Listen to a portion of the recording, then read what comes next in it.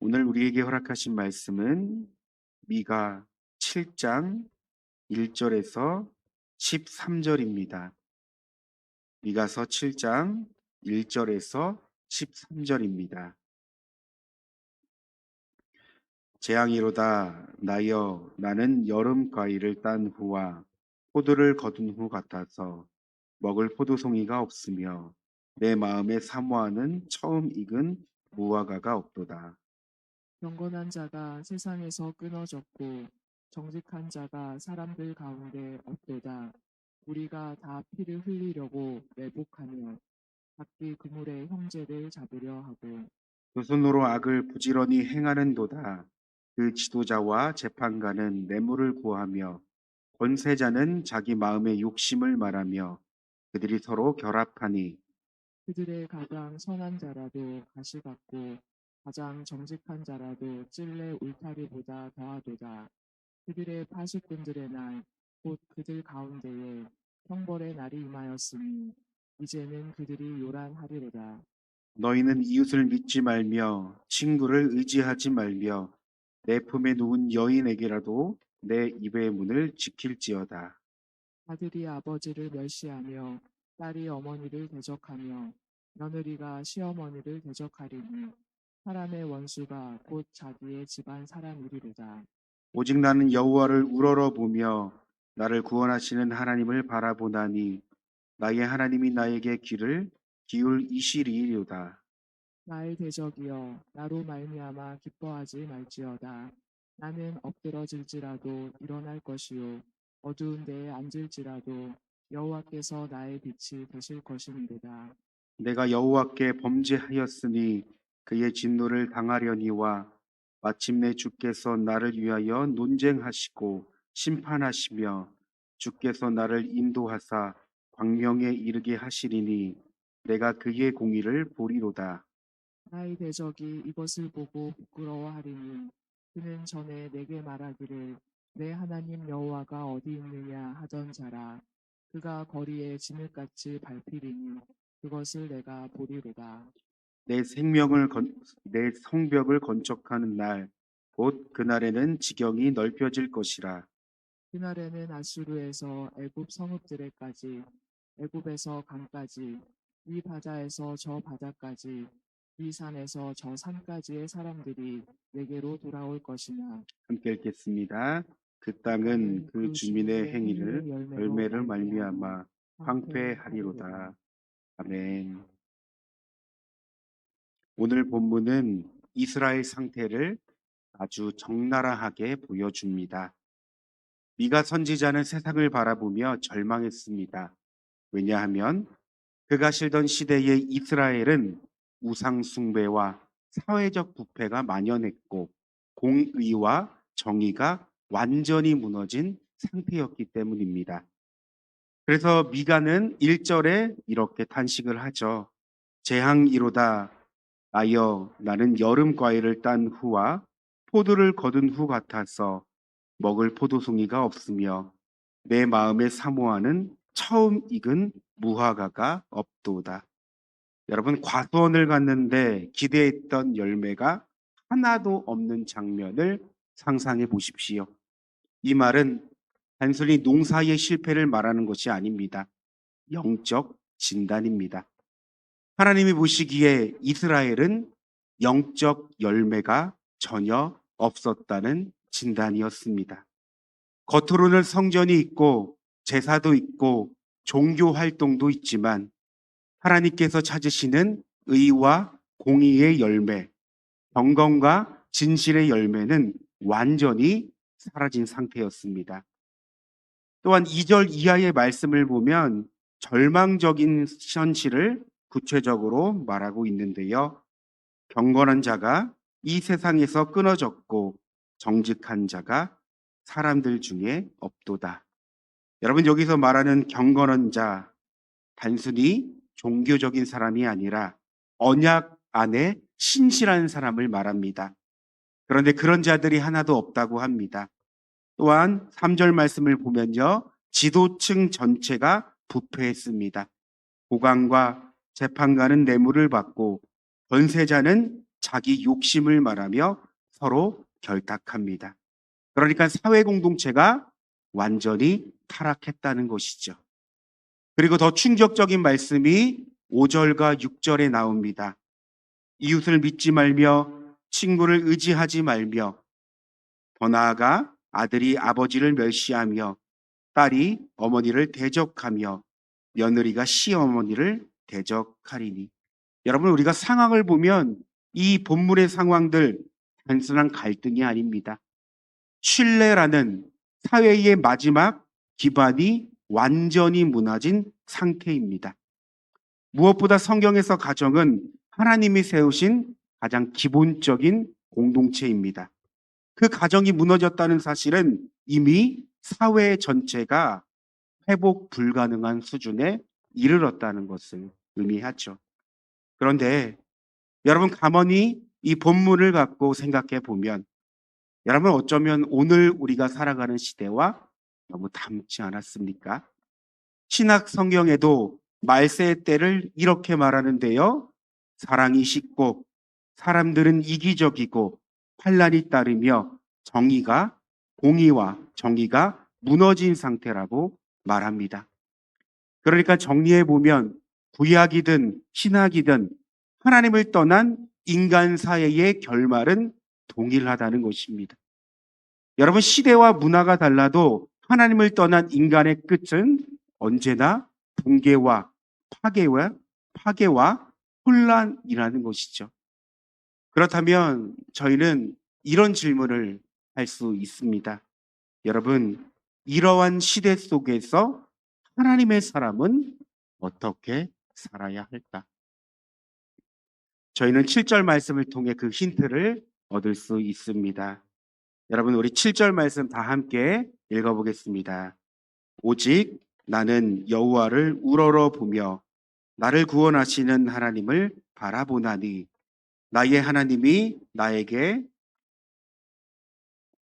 아멘. 여기서 우러러보다 바라보다라는 말은 모두 능동적인 표현입니다. 여러분, 미가는요, 상황이 좋아서 하나님을 바라본 것이 아닙니다. 또한 문제가 해결되어서 하나님을 바라보는 것이 아닙니다. 당시 현실은 무너져 있었습니다. 세상은 혼란스러웠고 사람은 더 이상 신뢰할 수 없는 존재였습니다. 그러나 미가는 분명히 알았습니다.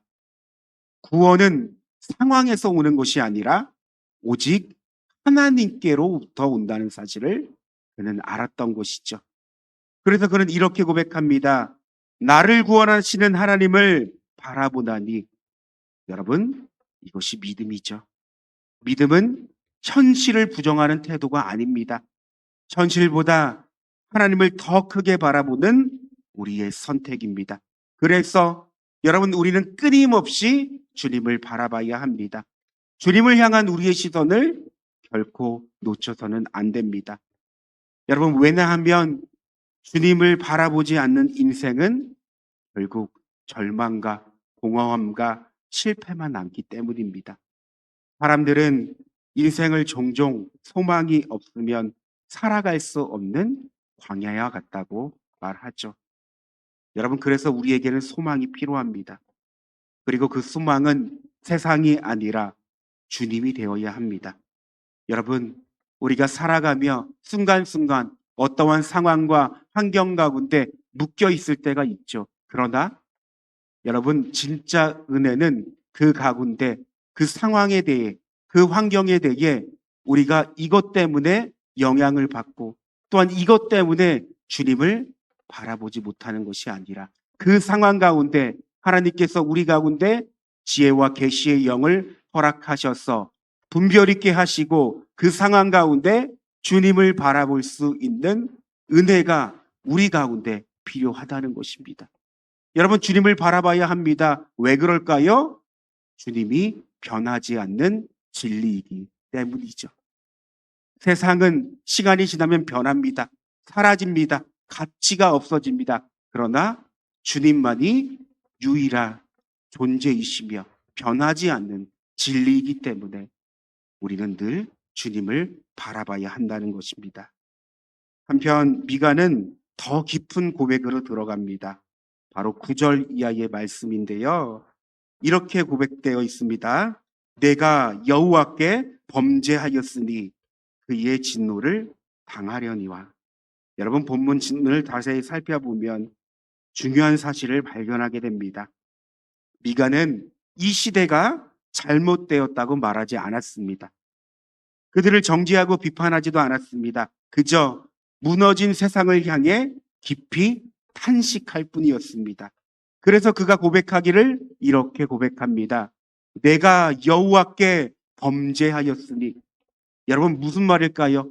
우리가 성경의 전후를 보면서 그가 이렇게 고백하였는데 여러분 이것이 도대체 무슨 말일까요? 그는 시대를 탓하고 비판하기 전 먼저 하나님 앞에 자신을 세운 것입니다. 여러분 바로 이것이 참된 회개의 시작이라고 할 수 있겠죠. 그렇습니다.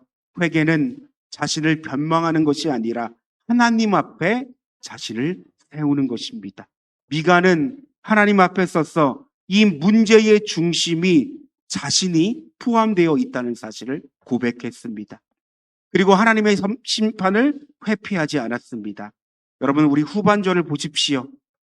그의 진노를 당하려니야 마침내 주께서 나를 위하여 논쟁하시고 심판하시며 주께서 나를 인도하사 광명에 이르게 하시리니 내가 그의 공의를 보리로다. 무슨 말일까요 이것이? 정리하자면 미가는 하나님을 알고 있었습니다. 하나님의 징계는 파괴가 아니라 회복을 위한 과정임을 믿고 있었다는 것입니다. 여러분 이것이 바로 하나님을 바라보는 사람의 회개입니다. 하나님을 바라보는 회개는 자책으로 끝나지 않습니다. 반드시 소망을 향해 나아갑니다. 그런데 우리는 여기서 그치지 말고 오늘 본문을 조금 더 깊게 봐야 합니다.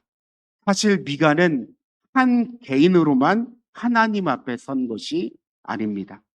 성경을 보십시오. 여러분 그는 무너진 이스라엘 공동체를 끌어안고 하나님 앞에 선 사람이었습니다. 무슨 말입니까? 그의 회개는 단지 개인의 회개가 아니라 공동체 전체를 대신하여 드리는 중보자의 고백이었다는 사실입니다. 그래서 여러분 우리가 성경을 쭉 보면 11절 이하의 말씀을 보면 하나님은 한 개인의 회복이 아니라 공동체 전체의 회복을 말씀하십니다. 이런 경우가 있을까요, 여러분? 여러분 누군가를 위하여 기도해 본 적이 있을까요? 나는 잘못이 없는데, 나는 아무런 상관이 없는데, 그 사람과 전혀 관련돼 있지 않았는데, 그런데 그 사람을 위하여, 그 공동체를 위하여 대신 애통하는 마음을 갖고 여러분 하나님 앞에 나아가 보신 적이 있을까요? 비판과 그 상황을 보면, 그 환경을 보면 어쩌면 비판할 수 있습니다. 어쩌면 판단할 수 있습니다. 그러나 그런 것이 아니라 비판과 정죄와 판단이 아니라 주님께서 중보하신 그 마음을 품고 은혜와 긍휼을 구하며 여러분 하나님 앞에 나아간 적이 우리 있습니까? 여러분 우리는 이러한 시간을 통해 예수님을 깊게 만납니다.